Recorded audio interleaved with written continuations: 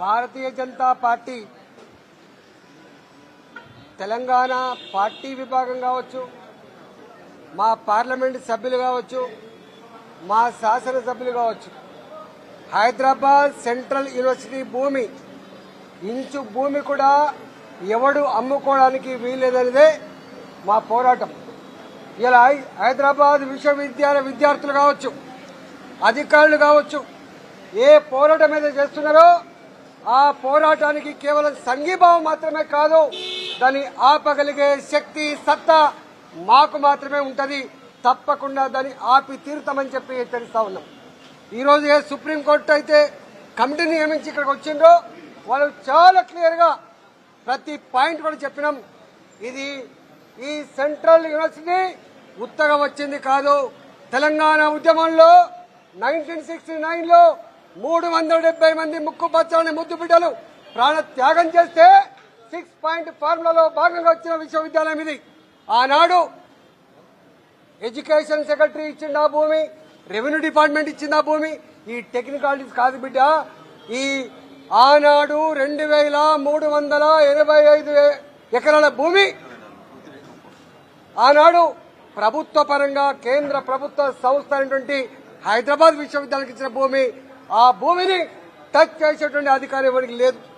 మధ్యలో ఒక ముఖ్యమంత్రి గారు ఆ పని చేస్తే మళ్ళీ వచ్చిన ముఖ్యమంత్రి గారు దాన్ని రద్దు చేశాడు.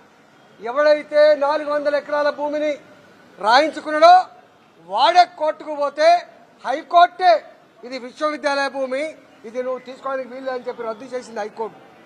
మళ్ళీ ఆయన సుప్రీంకోర్టుకు పోతే సుప్రీంకోర్టు కూడా దాదాపు 2006లో ఈ కేసు మొట్టమొదటిసారిగా కోర్టుకు పోతే 2024లో మొన్న వచ్చింది. రేవంత్ రెడ్డి అంటున్నాడు నేను కొట్లాడినని. నువ్వు ఎప్పుడున్నావు బాబు? 2006లో నీవున్నావా?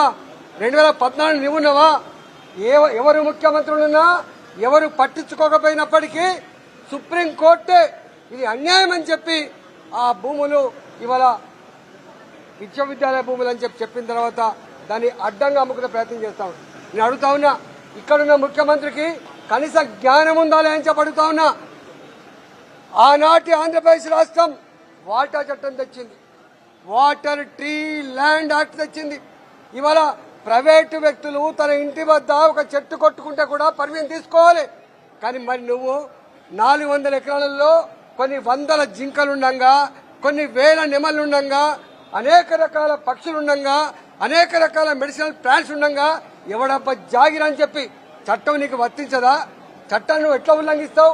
ఏ చట్టాన్ని అయితే ప్రభుత్వం చేసిందో అదే చట్టాన్ని ఉల్లంఘించి 100 డోజర్లు పెట్టి 100 మంది పోలీసులను పెట్టి విశ్వవిద్యాలయ విద్యార్థుల రక్తాన్ని కళ్ళ చూసి ఇవాళ 150 ఎకరాల్ని ఇవాళ కొట్టేసి ఇలా 100 జింకలు చచ్చిపోయినాయి. ఇలా జింకలు ఏం చేయాలో, పక్షులు ఏం చేయాలో కనీస సేఫ్ గార్డ్స్ కూడా లేకుండా ఈ విధంగా చేసినాయి. నేను ఒకటే, ఇప్పటికైనా ఈ మూర్ఖ ప్రభుత్వం పిచ్చి పిచ్చి వేషాలు చేయకుండా విశ్వవిద్యాలయ భూముల జోలికి రాకుండా వాటి పూర్తి స్థాయిలో రక్షణ కల్పించాల్సిన బాధ్యత ఉందని చెప్పి ఈ ప్రభుత్వానికి హెచ్చరిస్తా ఉన్నా.